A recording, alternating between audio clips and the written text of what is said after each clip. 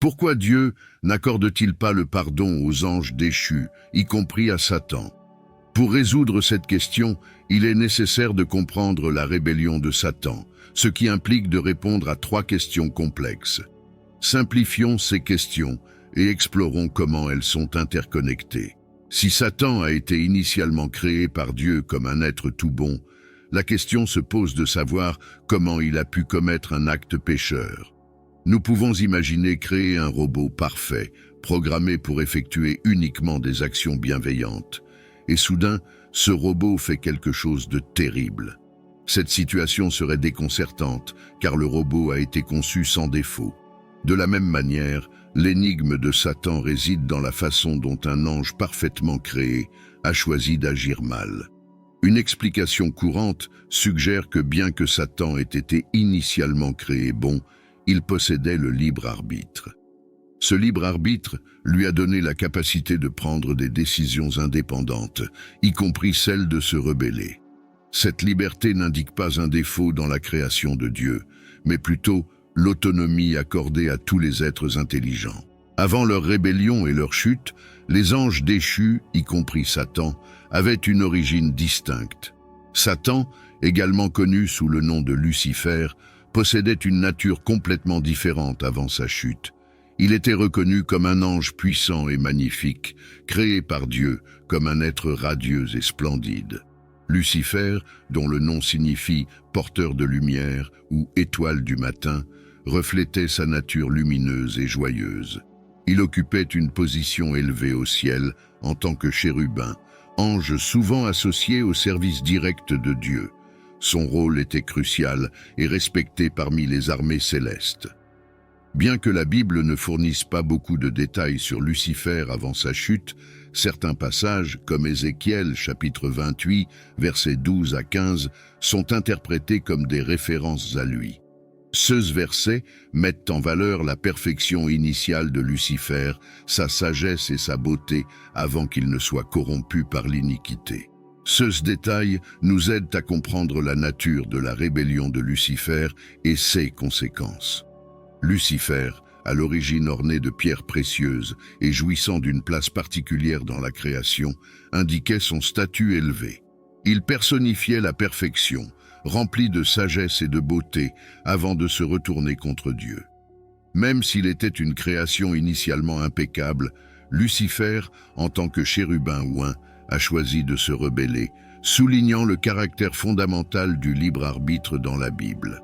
Malgré sa position privilégiée et sa perfection initiale, Lucifer a choisi de défier Dieu, une décision qui reflète l'autonomie inhérente à tous les êtres intelligents créés par Dieu, y compris les anges.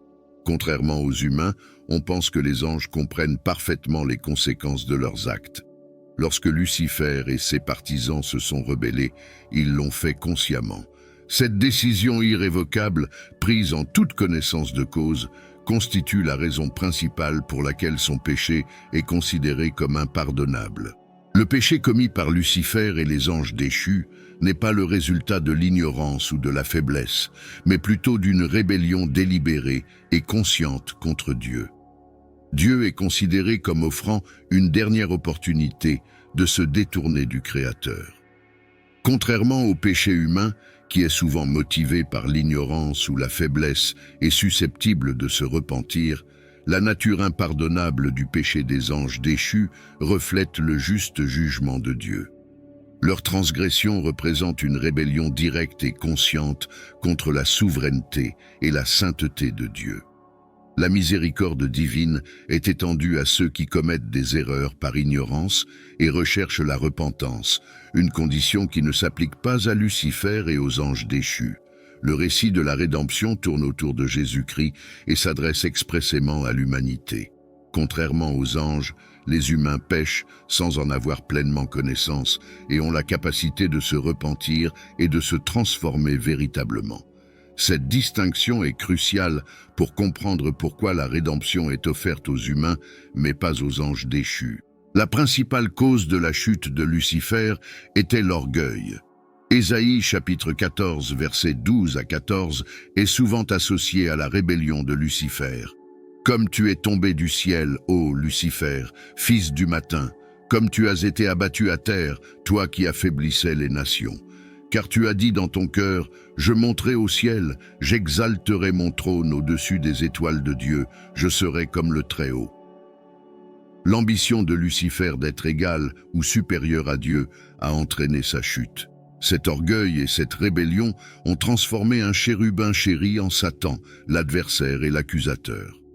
Après la rébellion, Lucifer fut expulsé du ciel, devenant Satan, le chef des anges déchus. Cette chute a marqué une métamorphose complète, transformant un être de lumière et de beauté en un être associé aux ténèbres et au mal. Comprendre pourquoi Dieu ne pardonne pas aux anges déchus et à Satan est essentiel pour explorer la possibilité de la repentance des anges.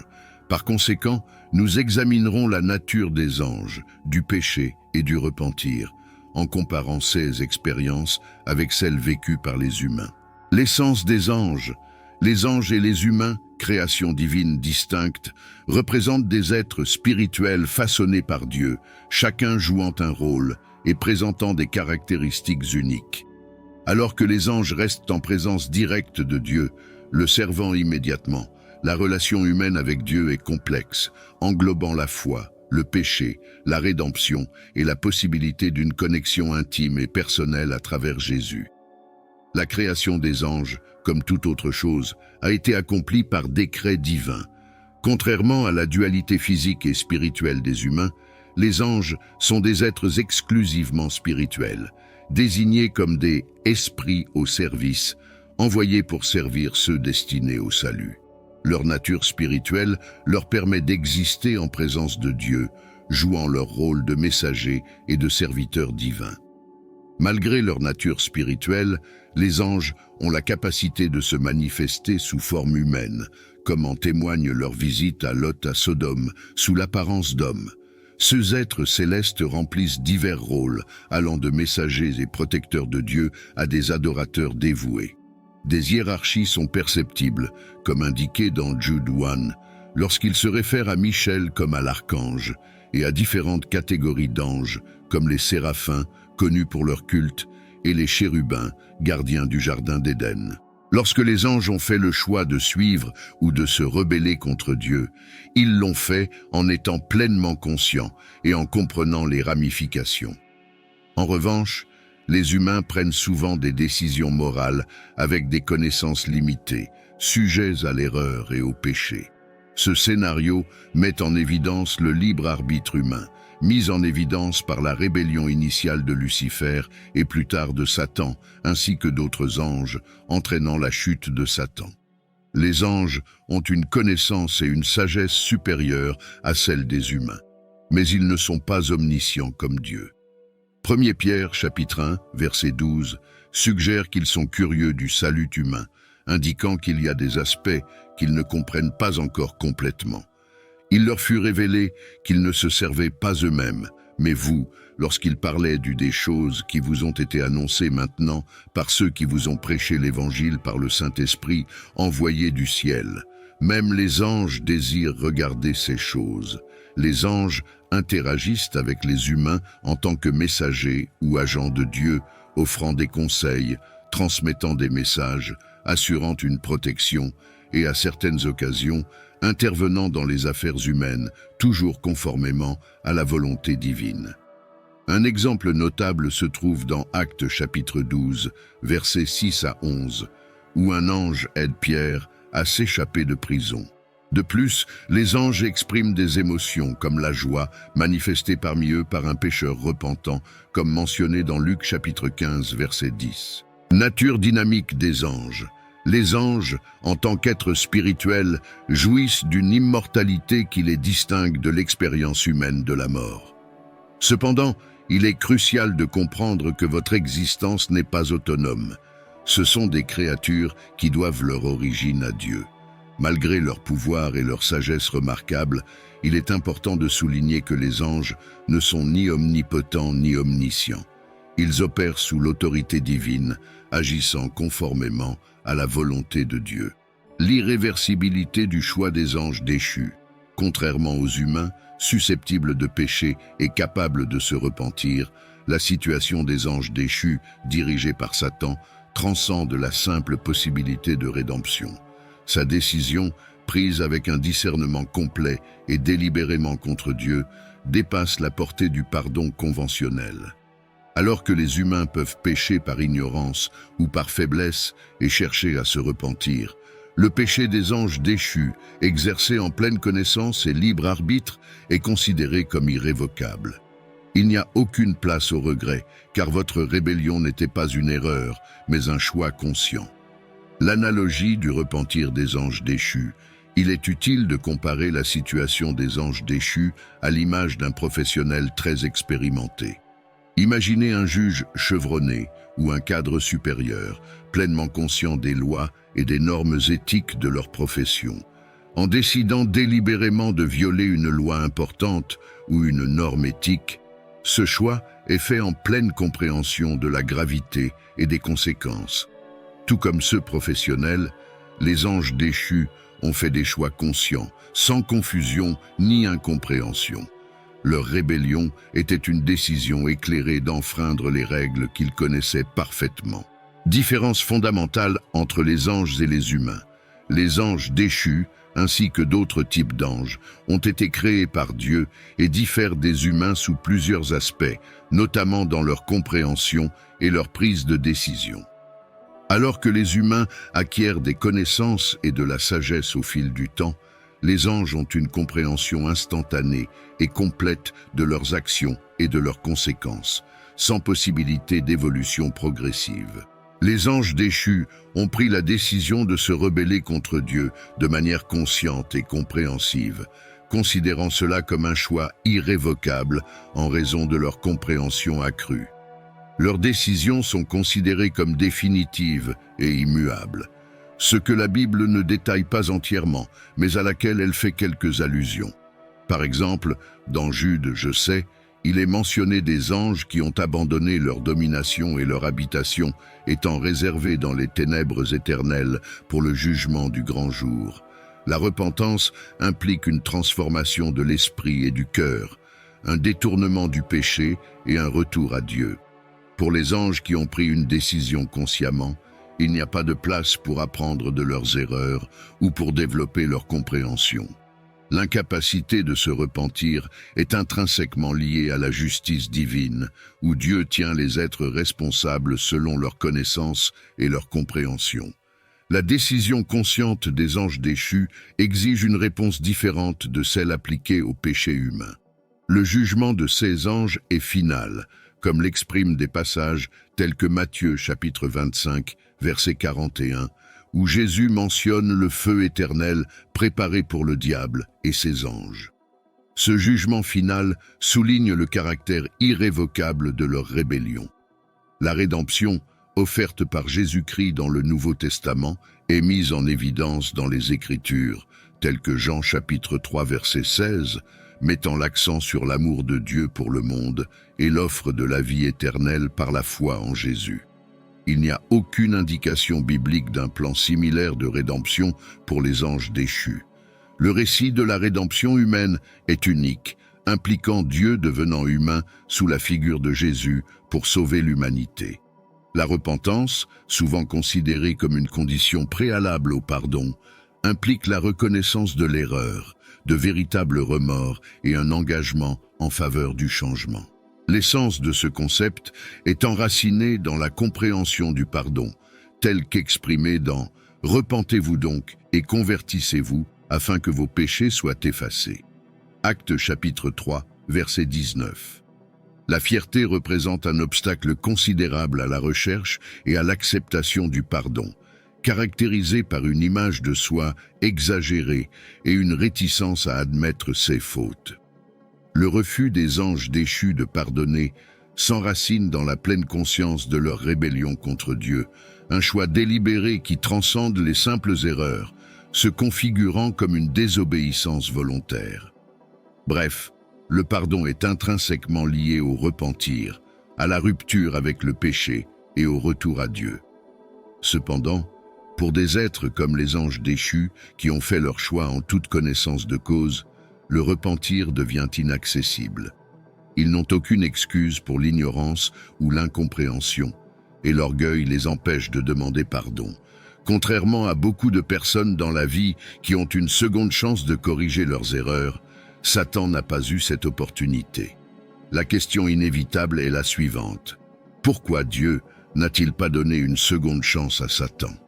Considérant les conséquences éternelles de sa décision, une réflexion se pose sur la justice d'un choix aussi définitif fondé sur un seul acte. La réponse réside dans la nature unique du choix de Satan. Sa rébellion n'était pas seulement une simple erreur, mais un rejet profond et conscient de Dieu, semblable à la trahison d'un ami de confiance qui modifie volontairement la relation de manière irréversible. Dans ce contexte, un choix aussi significatif et intentionnel, surtout venant d'un être doté d'un discernement total, ne justifie pas une seconde chance. La justice divine de Dieu est un principe fondamental qui reflète un jugement juste et juste dans ses interactions avec le monde. Cet attribut garantit que le bien est récompensé et le mal est puni. Lorsque nous examinons le sort des anges déchus, nous nous concentrons sur leur trajectoire après la rébellion. Ces êtres furent expulsés du ciel, se retrouvant dans un état de séparation d'avec Dieu, contrairement à sa volonté. Sa fonction actuelle est souvent décrite comme une tentative de tromper les humains, les détournant du chemin de Dieu. Le livre de l'Apocalypse, qui couvre les prophéties de l'époque, fournit des détails supplémentaires. Apocalypse chapitre 20, verset 10, rapporte « Le diable, qui les séduisait, fut jeté dans les temps de feu et de soufre, où la bête et le faux prophète avaient déjà été jetés. Ils seront tourmentés jour et nuit pour toujours et à jamais. » Cette description représente le jugement final, dans lequel Satan et ses partisans font face au châtiment éternel. Le sort des anges déchus met en lumière la justice de Dieu, révélant que les actes ont des conséquences, en particulier pour ceux qui s'opposent sciemment et volontairement à Dieu. Le feu éternel, mentionné dans la Bible, est souvent interprété comme un état de séparation éternelle d'avec Dieu et sa bonté, réservé à Satan, à ses anges et à ceux qui rejettent l'offre de salut de Dieu. La justice divine de Dieu, attestée par le sort des anges déchus, constitue un avertissement brutal. Cet épisode renforce les conséquences de l'éloignement de Dieu et l'imminence du jugement divin. La rébellion des anges déchus est particulièrement grave, remettant directement en question la souveraineté de Dieu, de la part d'êtres qui ont pleinement compris ses actions.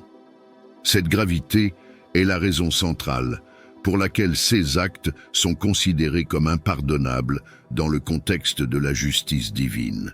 En tenant ces anges responsables de leur rébellion, Dieu réaffirme son autorité et le caractère sacré de son ordre divin.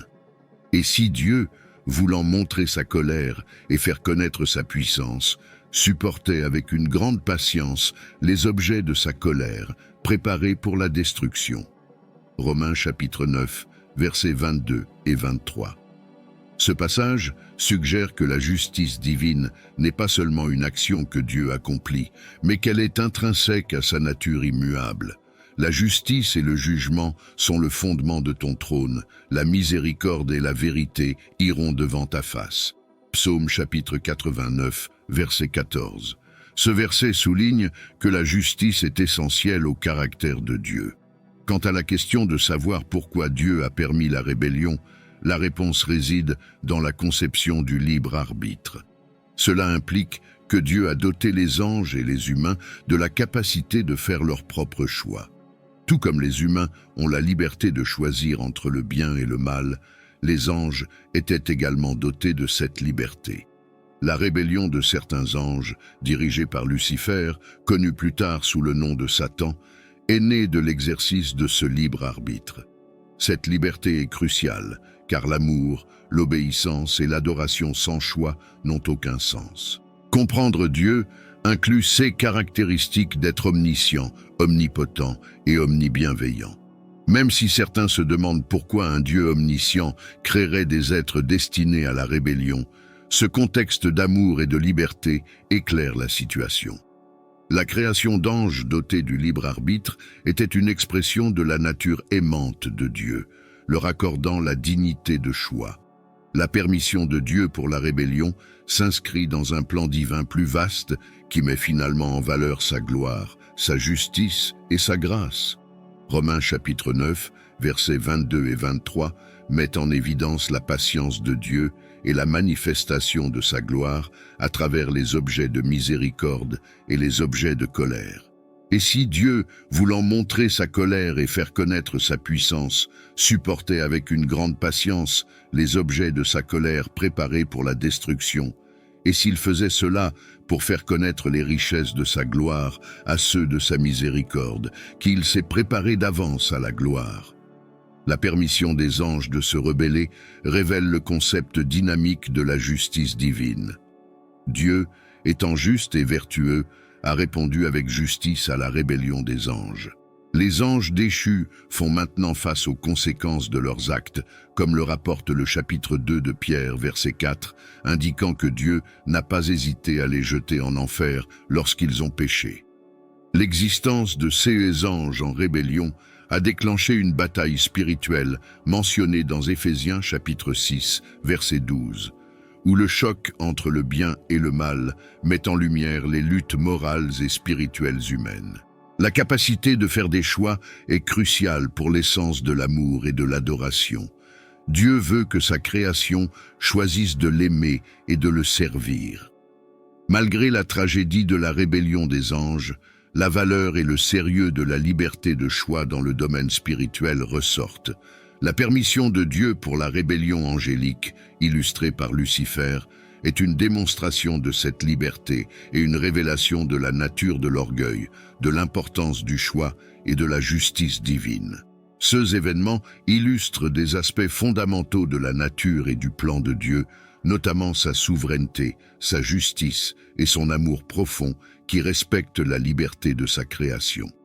La rébellion de Satan et les questions complexes entourant le libre arbitre, le péché et le pardon ressortent du lot.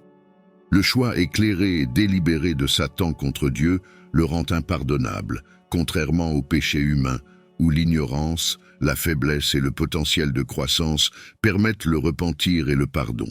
L'absence de seconde chance pour Satan souligne la gravité et l'irréversibilité de sa rébellion. Même si ces mystères restent partiellement sans réponse, ils mettent en lumière les complexités du libre arbitre, de la justice divine et de la nature du péché.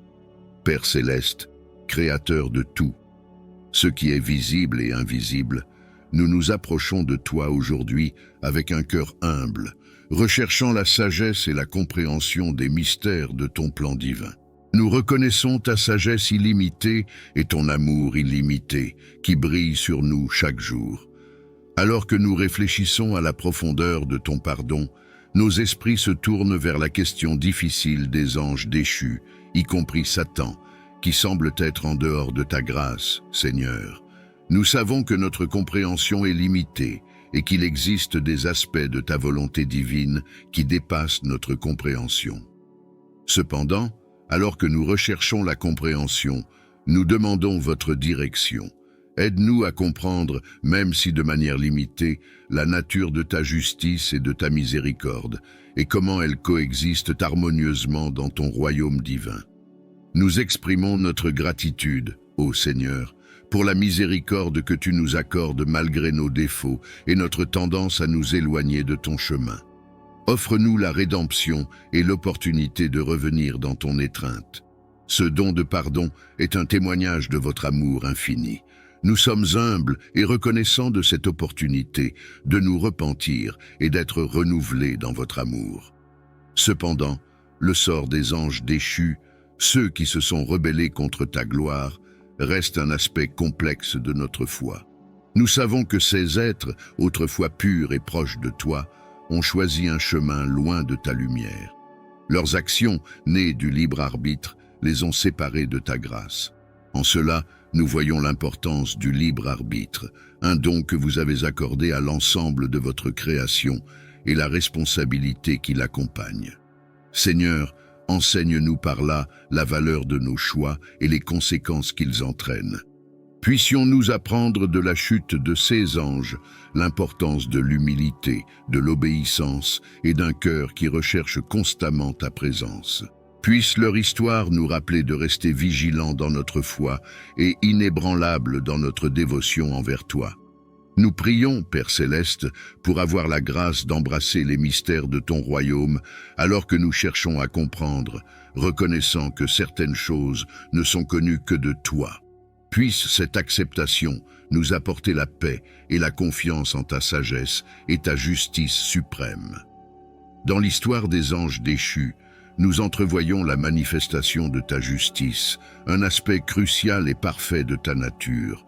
Aide-nous, Seigneur, à embrasser ta justice, tout comme nous embrassons ta miséricorde, en comprenant que toutes deux sont des expressions de ton amour immuable.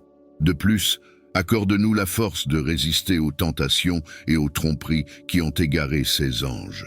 Protège-nous, Seigneur, des pièges du malin et guide-nous dans ta lumière. Couvre-nous de l'armure de la foi, protège-nous du bouclier de la vérité et donne-nous le pouvoir de l'épée de ta parole, afin que nous puissions affronter fermement tous les défis spirituels. Alors que nous réfléchissons au sort des anges déchus, puisse-t-il nous inculquer un amour plus profond pour toi, une compréhension plus intense de ta grâce et un engagement plus ferme à vivre selon ta justice. Puisse cette réflexion nous motiver à te chercher de tout notre cœur, à vivre des vies qui t'honorent et à partager ton amour et ton pardon avec les autres. Enfin, Seigneur, nous adressons nos prières à tous ceux qui sont confrontés à des doutes et à des questions concernant la foi. Que ton Saint-Esprit apporte réconfort et guidance, guidant leur cœur vers la lumière de ta vérité.